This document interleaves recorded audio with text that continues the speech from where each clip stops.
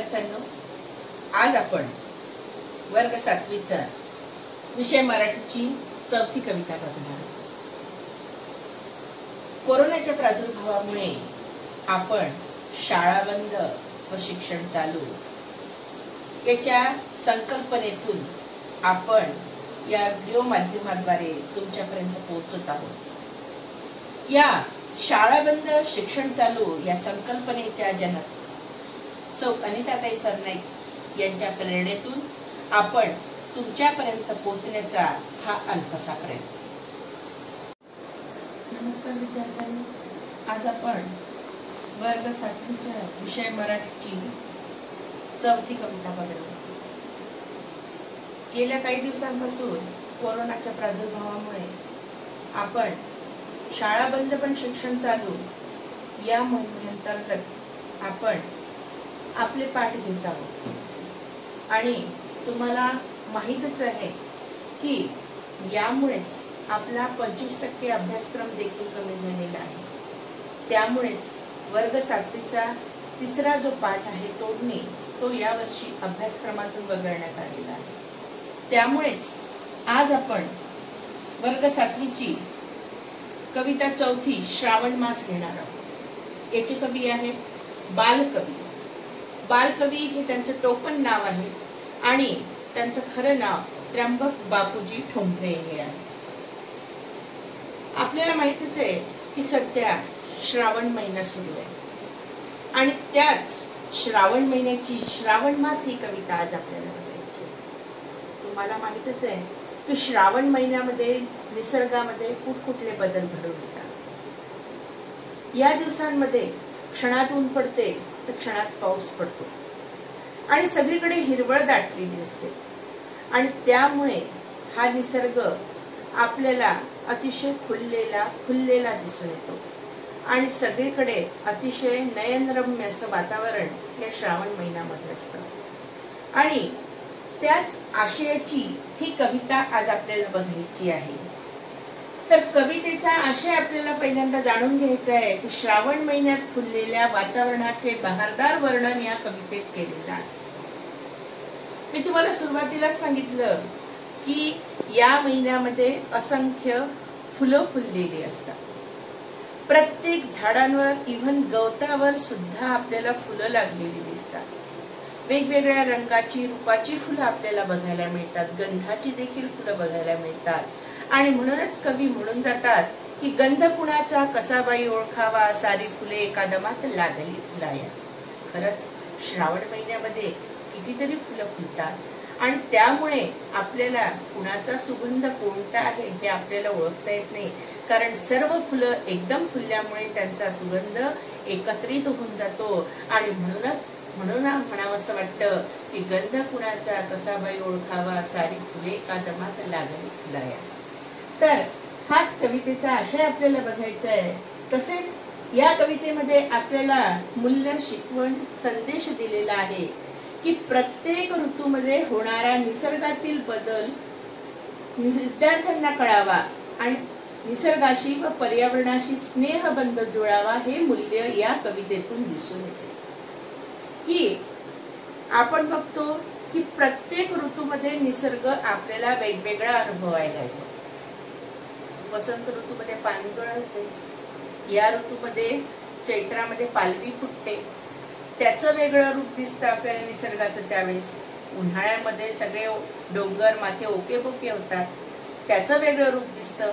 तर हे सगळे बदल विद्यार्थ्यांना कळावे यासाठीच ही कविता याच्यामध्ये तुम्हाला अभ्यासक्रमामध्ये दिलेली आहे आणि यामुळे तुमचं निसर्गाशी आणि पर्यावरणाशी स्नेहबंध जुळून येणार आहे हेच या कवितेतून मूल्य कवितेतून दिसून येतं।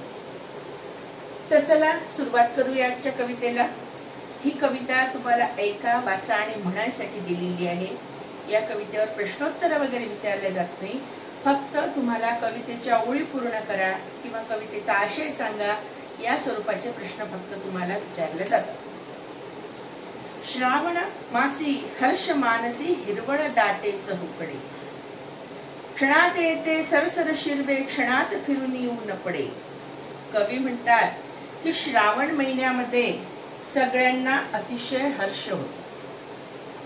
आणि मानसी म्हणजे मनामध्ये, मानसी म्हणजे मनामध्ये, तर या मनामध्ये जणू काही हिरवळ दाटते, म्हणजे आपल्याला आनंद होतो.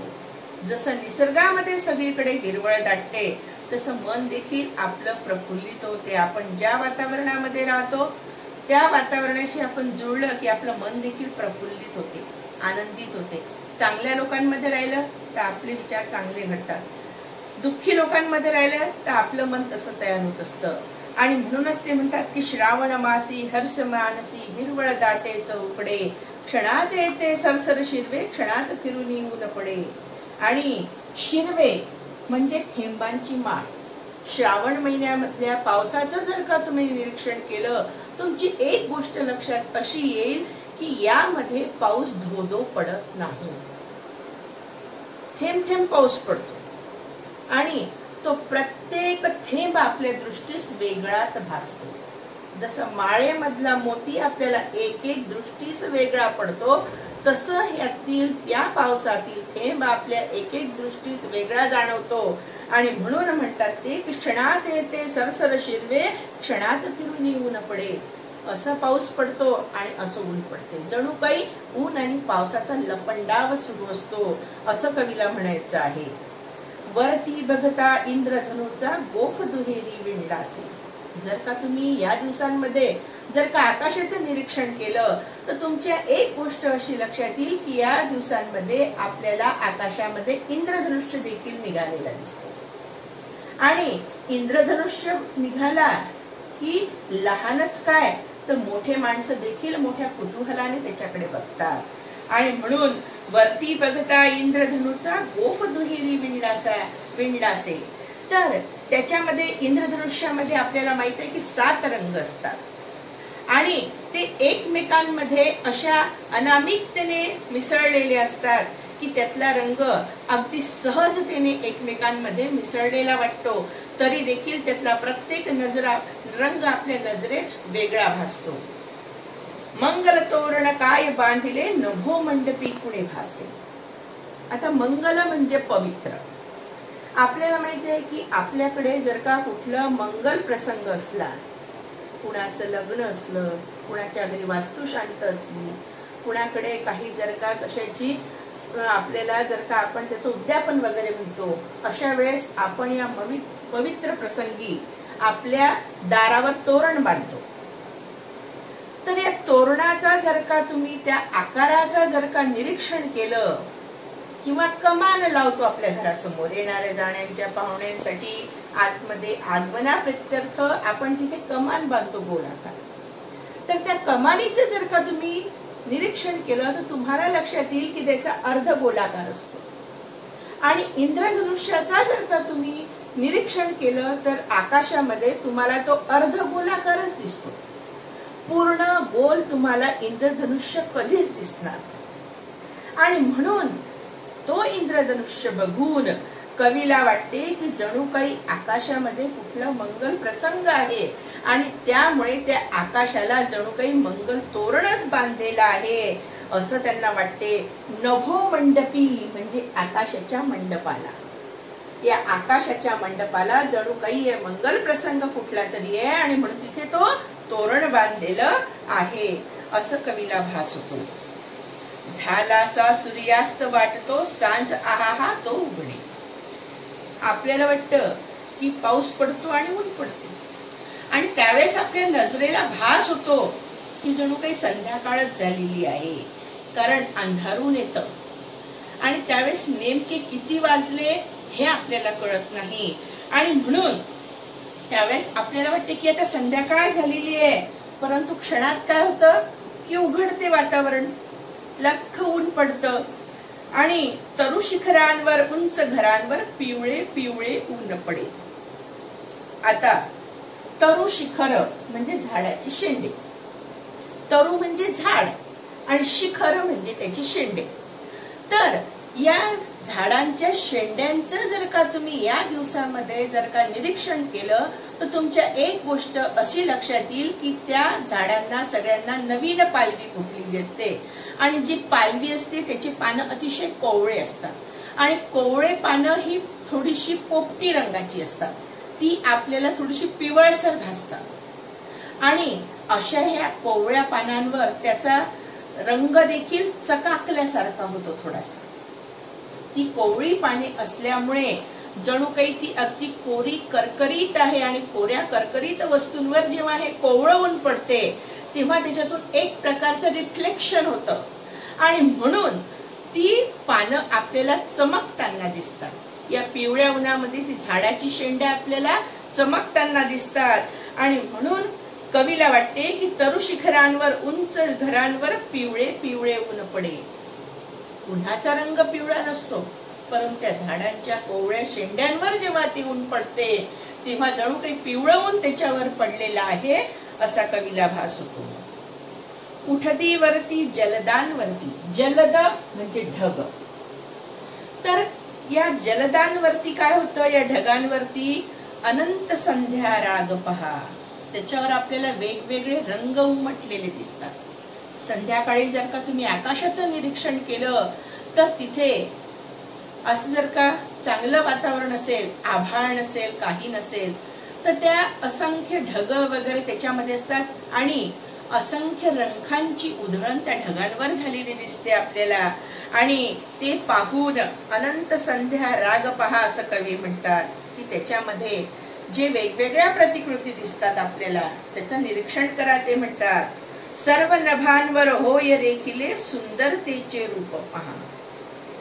तर या सर्व नभांवर जणू काही सुंदरतेचे रूपच जणू काही रेखाटलेलं आहे. रेखिले म्हणजे रेखाटलेले, की त्याच्यावर अतिशय सुंदर चित्र जणू काही निसर्गाने काढलेलं आहे.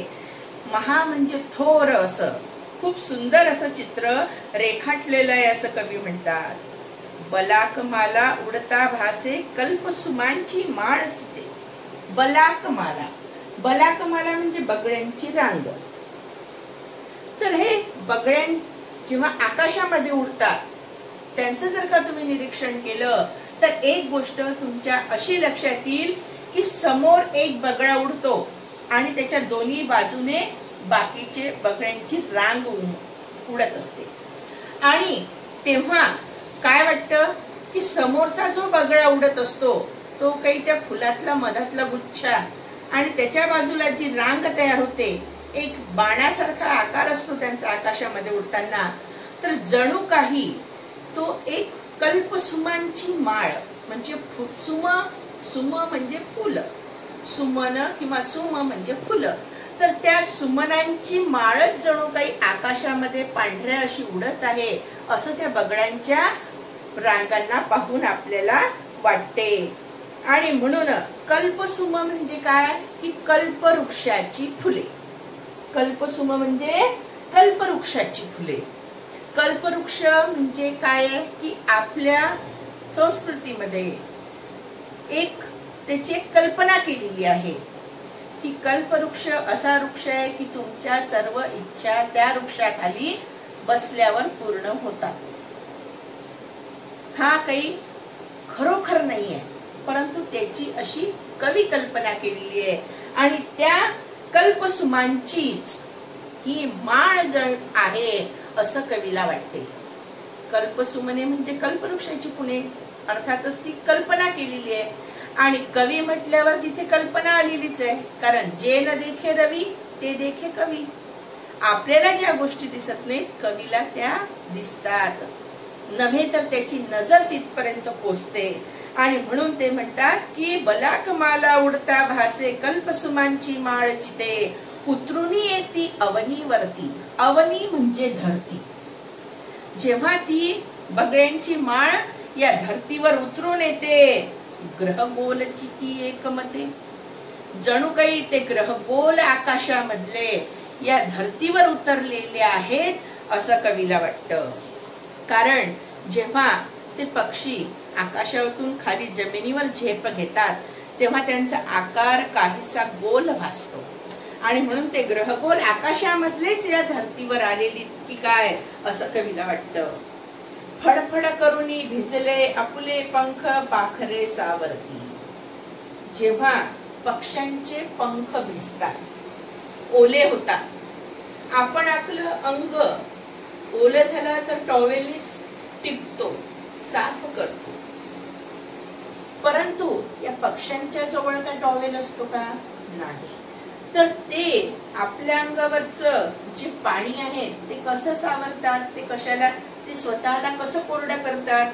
तर ते फडफड करूनी भिजले आपुले पंख पाखरे सावरती. तर ते आपले पंख फडफड करतात, आपल्या पंखांवर पडलेलं पाणी झटकून टाकतात आणि आपले पंख सावरतात.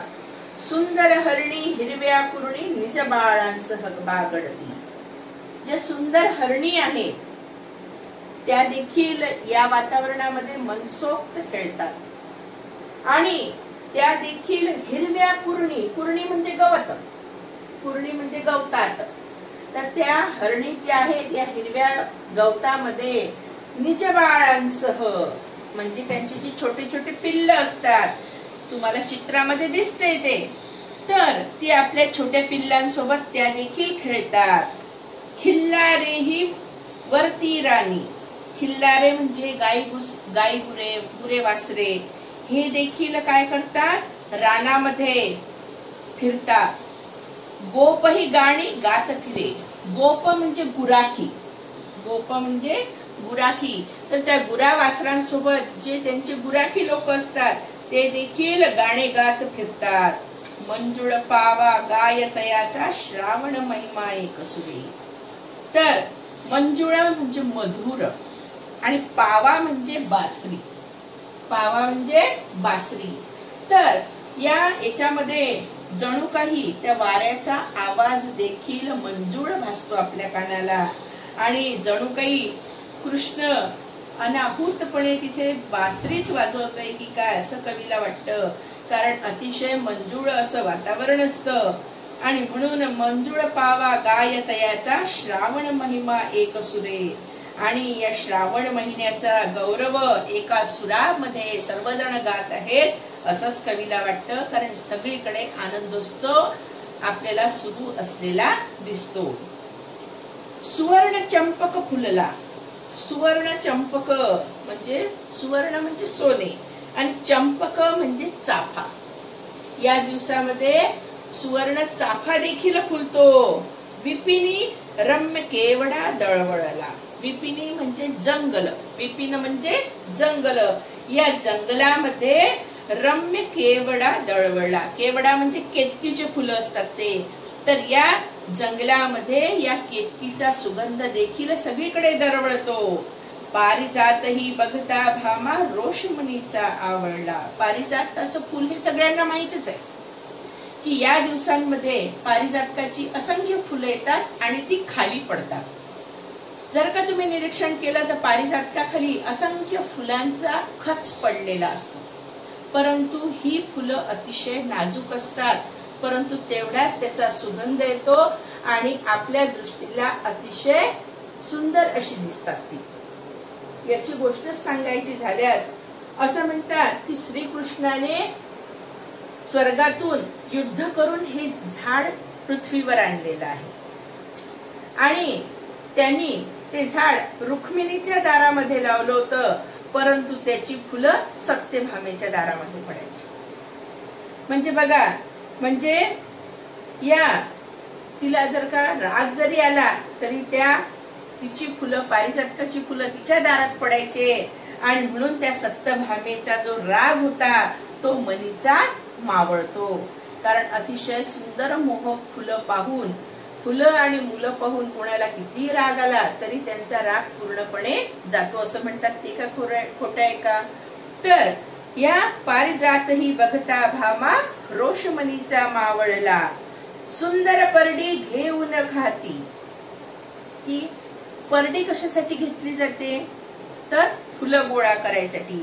तर सुंदर परडी घेऊन हाती पुरोपकंठी शुद्धमती. पुरोपकंठी म्हणजे काय? नगराजवळील बागेमध्ये. तर या पूर्वोपकंठी म्हणजे नगरामधील बागेमध्ये शुद्धमती ह्या सगळ्या स्त्रिया, सुंदर बाला या फुलमाला, बाला म्हणजे लहान लहान मुली, रम्य पत्रे फुले खुडती. आता ह्या सगळ्या स्त्रिया ज्या मुली आहेत, ह्या सगळ्या जणी ह्या परड्या हातामध्ये घेऊन नगराजवळील बागेमध्ये फुले पत्री खुडायला जातात. तुम्हाला माहितच आहे की श्रावण महिन्यामध्ये शंकराला पानं ही बेलाची व्हावी लागतात. तर पत्रे म्हणजे त्याच्यामध्ये पुन्हा हरतालिका येते. हरतालिकेला देखील आपल्याला विविध झाडांची पानं गोळा करावी लागतात. तर असेच हे पानं फुलं गोळा करण्याकरता ह्या सुंदर बाला आपल्या परड्या घेऊन नगराजवळील बागेमध्ये जातात. देवदर्शना निघती ललना. आणि आपल्याला माहित आहे की श्रावण महिन्यामध्ये एका मागोमाग एक सण येतात आणि याच्यामध्ये प्रत्येक सणाला अतिशय महत्व आहे. आणि म्हणूनच सगळ्या ललना म्हणजे महिला देवदर्शनाला निघतात. हर्षमाईना हृदयात. आणि प्रत्येक सणाचं वेगवेगळं महत्व आहे. पूर्वीच्या काळांमध्ये स्त्रियांना बाहेर फारसं निघता नाही यायचं, परंतु या निमित्ताने त्या घराच्या बाहेर निघायच्या आणि म्हणून एक प्रकारचा वेगळाच आनंद, एक हर्ष त्यांच्या मनाला व्हायचा. आणि म्हणूनच ते म्हणतात की देवदर्शना निघती ललना हर्षमाईना हृदयात. त्यांच्या मनामध्ये अतिशय आनंद उचंबळून यायचा. वदनी त्यांच्या वाचून घ्यावे श्रावण महिन्याचे गीत. आणि जेव्हा ह्या अशा देवदर्शनाला स्त्रिया निघायच्या, त्या आपलं गाणं गात गात निघायच्या. आनंदाचे सूर त्यांच्या तोंडून आपाप निघायचे, जणू काही त्या श्रावण महिन्याचं गुणगानच आपल्या गीतामधून करत असायच्या. अशा प्रकारची कविता ही याच्यामध्ये श्रावण महिन्याचं वर्णन केलेलं आहे की या वदनी त्यांच्या वाचून घ्यावे श्रावण महिन्याचे गीत. वदनी वाचून घ्यावे म्हणजे काय की चेहऱ्यावर तो आनंद त्यांच्या दिसून यायचा. कुणी दुःखी आहे की आनंदी आहे हे आपण त्यांच्या चेहऱ्याकडे पाहून सांगू शकतो. आणि म्हणूनच कवी म्हणतात की वदनी त्यांच्या वाचून घ्यावे. त्यांच्या तोंडावरूनच आपल्याला वाचता यायचं की यांना किती आनंद घ्यावा झालेला आहे. आणि त्यातूनच त्या श्रावण महिन्याचं गीत गात असायच्या. याचे कवी आहेत बालकवी त्र्यंबक बापूजी ठोंबरे. निसर्ग कवी म्हणून प्रसिद्ध. बालवयातच कविता लेखनाला प्रारंभ. 1907 साली जळगाव येथे भरलेल्या कवी संमेलनात बालकवी म्हणून गौरवण्यात आले. अतिशय लहान वयामध्ये यांना बालकवी म्हणून गौरवण्यात आले होते आणि म्हणूनच त्यांनी बालकवी या टोपण नावाने आपलं कविता लेखन केलेलं आहे. बालकवींची कविता हा काव्यसंग्रह त्यांचा प्रसिद्ध आहे. आणि या प्रस्तुत कवितेमध्ये कवीने श्रावण महिन्यातील निसर्गसृष्टीचे अतिशय विलोभनीय व सुंदर वर्णन केलेले आहे. तुम्हाला कविता कळली असेलच. काही जर का अडचण असेल तर तुम्ही विचारू शकता. धन्यवाद.